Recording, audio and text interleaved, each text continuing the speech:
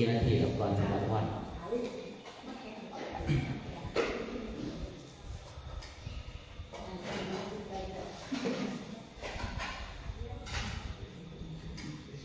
มาเรื่องอาหารยาวแบบนั่งสักวันอยู่ในร่วมสงบจะพัก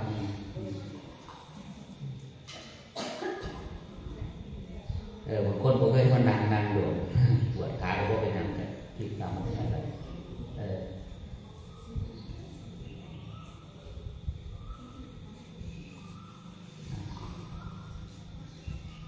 นั่งจะเกิดเพื่อเข้าในถ้ำบอกกาวโอดหรอกพอมาขึ้นนี่แสดงถ้ำอยู่2 ชั่วโมงกว่านี่ตรงนี้นะแต่ก็ได้กาวหลายแต่ว่ามันเป็นวันพระมันเป็นสิริมงคลคือบางท่านอาจจะไม่เข้าใจว่าวันพระคือวันสมัยก่อนเนี่ยวันพระคือวันธรรมสวนานี่คือการฟังธรรมแต่ว่าชั่วมือนี้มันก็ค่อยๆเกิดไปแล้วล่ะมันเป็นวันทำบุญทำบุญบ้านเขาเรียกทำบุญมันทำบุญ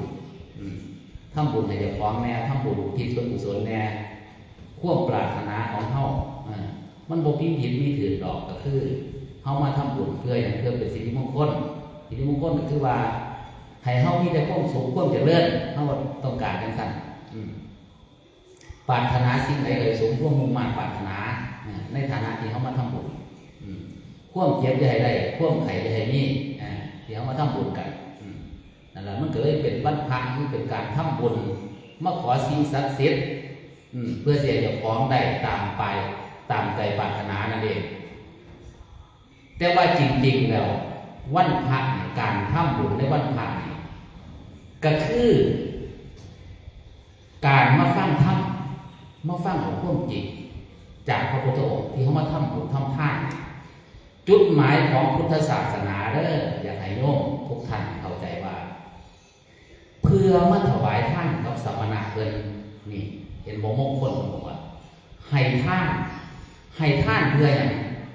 เพื่อสิริญาณเขามาไกลๆเพิ่นนี่สมณะในทางพุทธศาสนาผู้พระพุทธองค์ผู้เพิ่นเป็นต้นกำเนิดคนพบความจริงของสิ่งบนโลกใบนี้ก็คือของโลกใบนี้นะพระพุทธองค์เพิ่นมาค้นพบแล้วความจริงของโลกใบนี้ก็คือว่าทุกสิ่งทุกอย่างบนโลกใบนี้มันเกิดขึ้นเพราะเหตุปัจจัยอาศัยกันเกิดขึ้นตั้งอยู่หลอกผู้มีอวิชชาอยู่ขณะหนึ่งแล้วก็สลายไปเป็นโตเป็นตนอะไรเขาเลยมาบอกให้ความจริง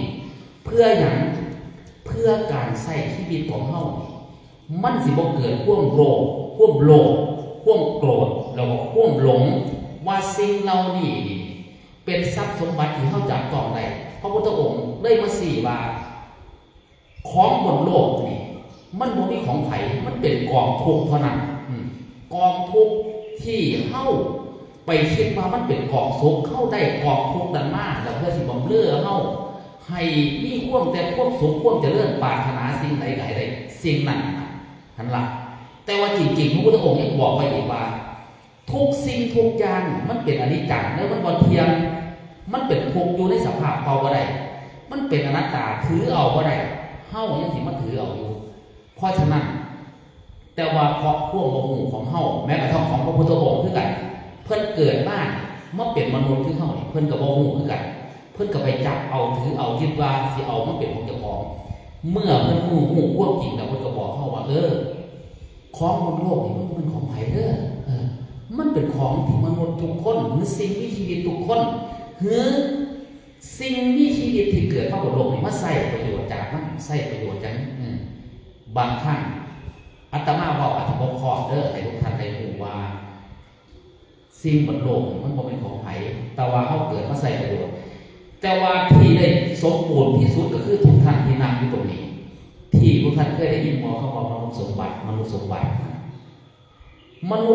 ก็คือผู้ที่เกิดมาแล้ว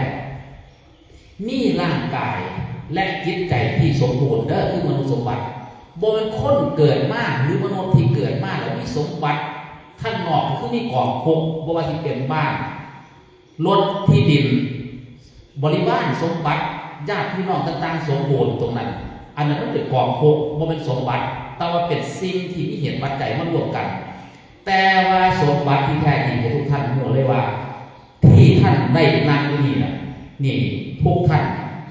นี่ก็คือขันธ์ห้าพระพุทธองค์เกิดขันธ์ห้าขันธ์ห้ามันมีอย่างแน่ที่มันเกิดขันธ์ห้ามันเกิดขึ้นนี่มีรูปเท่านี่ขันธ์ห้านั่งนี่ขันธ์ห้าหนึ่งก็คือมีรูปสองก็คือมีความรู้สึกสุขความรู้สึกทุกข์ความรู้สึกซื่อๆนี่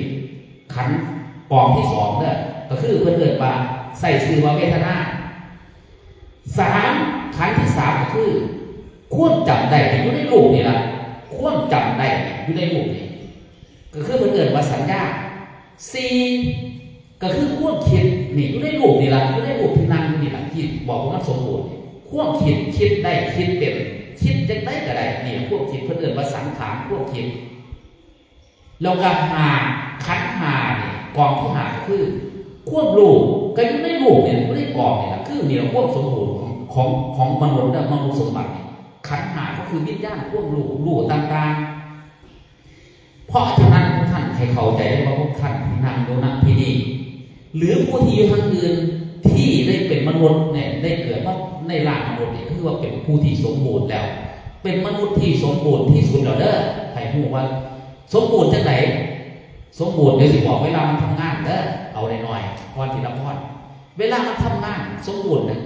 ตาเขาสามารถที่มองเห็นอย่างไรที่เป็นโลกนี่ในโลกมองเห็นด้วยชัดเจนนะเห็นบอกมันสมบูรณ์แบบไหนมันสมบูรณ์แบบนี้แหละหูได้ยินเสียงชัดเจนคือความสมบูรณ์ของมันเด้อเอาอัตมาที่พวกเบาสั่นๆให้ท่านรู้ว่ามันสมบูรณ์อย่างไรจมูกเห็นบอกมันได้กินนี่กินหอมกินเหม็นมันได้มัดนี่สมบูรณ์คันมันว่าสมบูรณ์ย่ำไหนเวลาเขาเป็นไข่เป็นอย่างนี้มันที่ดมกินยังบ่ได้ทันทีเลยมันที่หูว่าโอ้ยกินบ่หูบ่กินมันโบสมบูรณ์นี่มันสมบูรณ์อยู่ขนาดนี้สี่ลิ้นเห็นบอกรับรสอาหารเปรี้ยวหวานมันเค็มนี่มันหูมันเผ็ดกับหู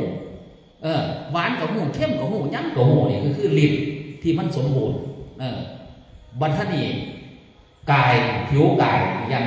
ที่มันสมบูรณ์เห็นบอกฤดูร้อนว่าตอนอากาศหนาวเขาบอกหูว่าโอ้มันบ่ร้อนมันหนาวนี่มันสมบูรณ์ดิย่างมันร้อนเขาบอกหูบ่ร้อนย่างนั้นมันถือนี่กระทบนี่แข็งนี่ไหมมันถือคือคนมันตีนี่มันก็สมบูรณ์หูว่าเจ็บหูว่าปวด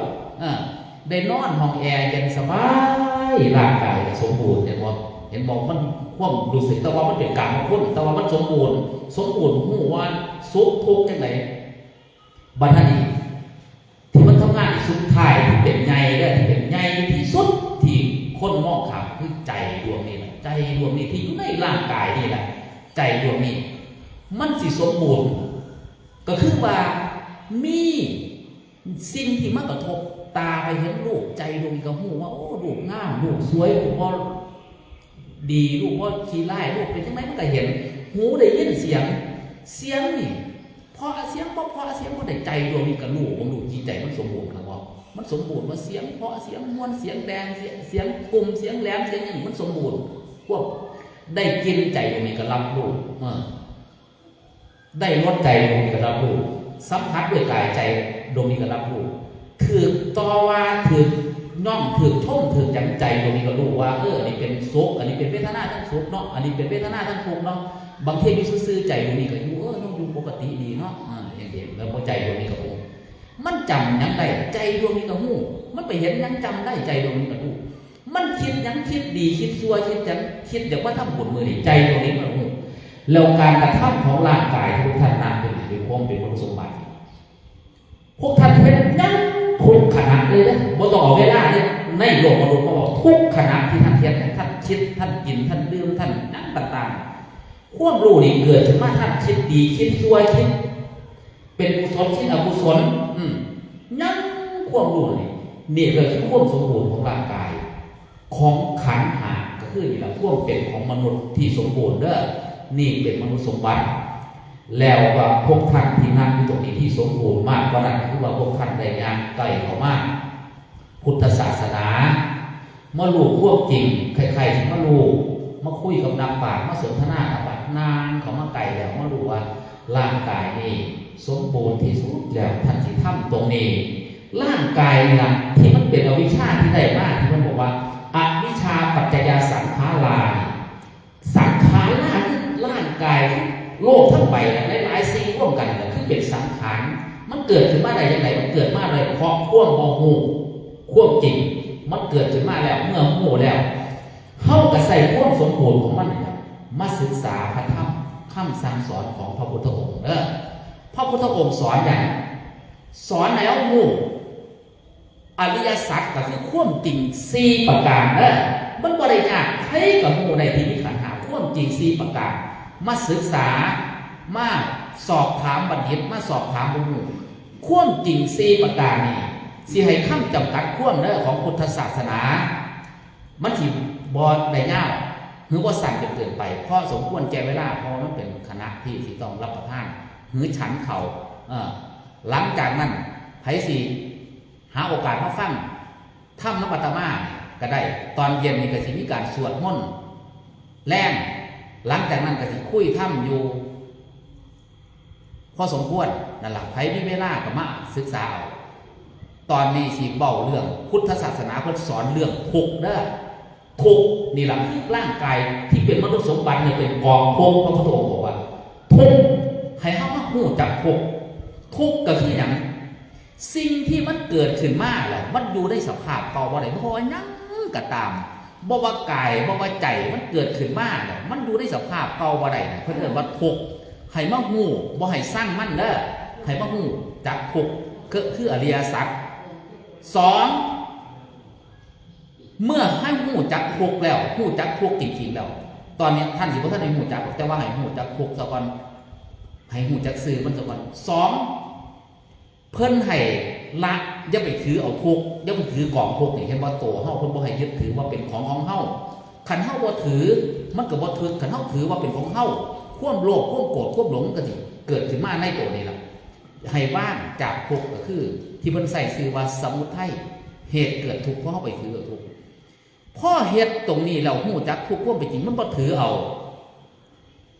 3นิโรธขสัจก็คือมันสิแจ้งในทุกข์สิแจ้งก็คือหูจักทุกข์แจ้งเฮาสิหูจักทุกข์ได้เพราะหยังพอเฮายางนำมรรคมีองค์8มรรคมีองค์8ที่มันเป็นซื่อนี่ซื่อ8ข้อนี่เฮาบ่ได้ไปเฮ็ดนำจังซั่นดอกให้มาเฮากำหนดหูจักทุกข์เท่านั้นมรรคมันสิเฮ็ดงานของมันเองก็คือความเห็นที่มันถูกต้องว่าร่างกายนี่บ่แม่นของเฮาของบนโลกนี่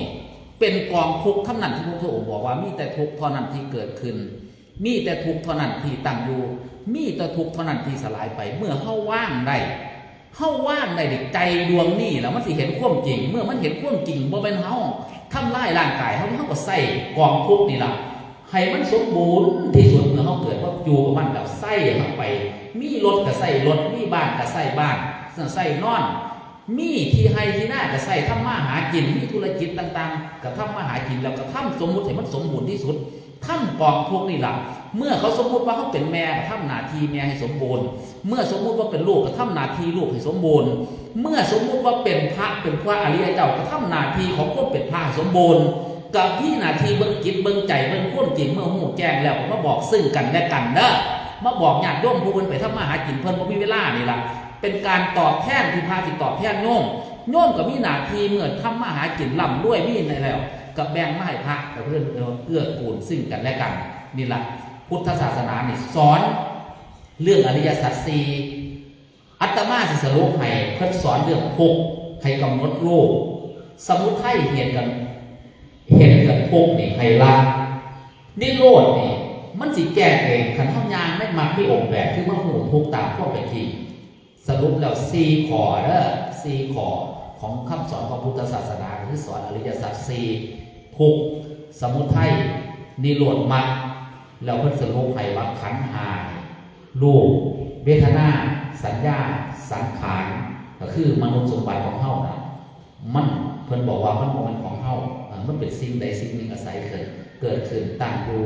แล้วก็สลายไปให้เขาว่าพระพุทธองค์สอนแค่นี้แล้วสิ่งเหล่านี้ทั้งหาที่กล่าวมาคันสรุปลงเป็นสามก็คือที่กายว่าจาใจอยู่ในขันธ์ห้าเขาอยู่ในกองเขานี่คันเป็นสองก็มีลูกกับน้ำคันเป็นหนึ่งก็คือที่โตโคโลนี่แหละนี่เป็นหนึ่งนี่อันนั้นแหละสิ่งเหล่านี้เป็นอนิจจังทุกขังอนัตตาให้พวกท่านเข้าใจซ้ำนี่เมื่อนี้อาตมากับกล่าวคำเป็นอานิสงส์เป็นมงคลครับโยมผู้ปรารถนาความพ้นทุกข์ที่มาทำบุญเมื่อนี้ขอให้ความปรารถนานั้นจงเป็นพลังปัจจัยหนุนนำให้ทุกท่านได้รู้แจ้งในธรรมของพระพุทธองค์ความปรารถนาชอบธรรมจงสำเร็จกับญาติโยมทุกท่านด้วยเถิดรับพรกัน